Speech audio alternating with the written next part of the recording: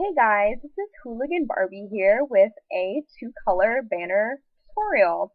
So what I'm going to teach you today is how to make two-color gradients and how to make them into a cool-looking banner. It's actually really easy and really quick. So let's get started. Okay, first what you want to do is you're going to go up to File and New. This little window should pop up, and what you really need to make sure of is that background contents are on transparent. Sometimes it might look like this and be on white, so go and drop down to transparent and click OK.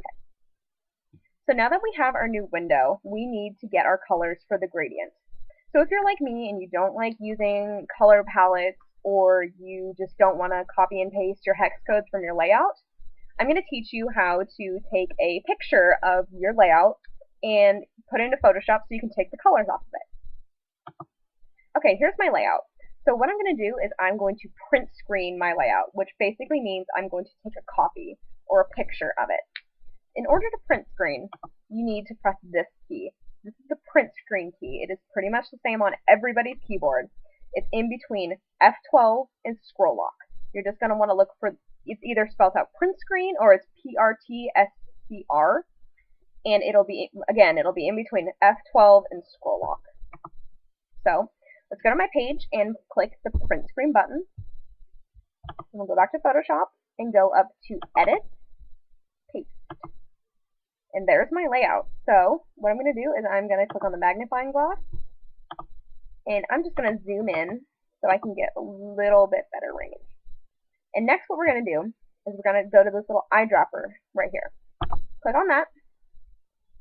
And I'm going to use today the blue and the green. So I'm going to hover over the blue and click. And as you see right here, it took the color. So next, click this little button, and it'll switch these two colors for you. So next, I'm going to do the same thing over the green. Click. And as you see, this one has gone over. You want the blue first, you can just switch it back. Okay, so let's get rid of this layer. What I like to do is I like to go over here, make a new layer, click on layer 1, and click on the trash can. And so we have a nice place to start working on our banner. Zoom out. Okay. Next what we're going to do is we're going to click on this little T right here. This is the text tool. Click anywhere on your screen. And now you can change your font up here. I'm just going to use Tattoo. You can change how big your font is. And it does not matter what color your font is right now. I'm going to type my URL, but you can type whatever you want.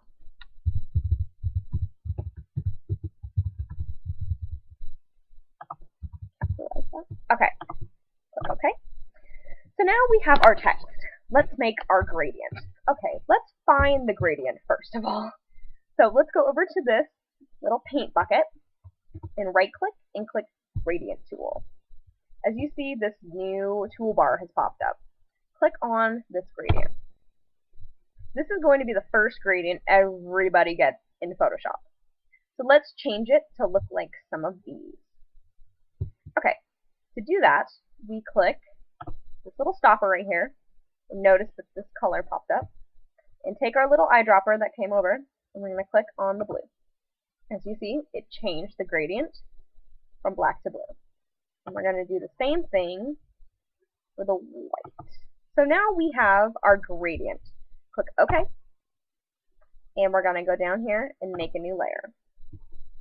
So now let's put our gradient onto the layer. As you notice, our mouse has turned into a crosshair. So go to the corner or the very edge and click.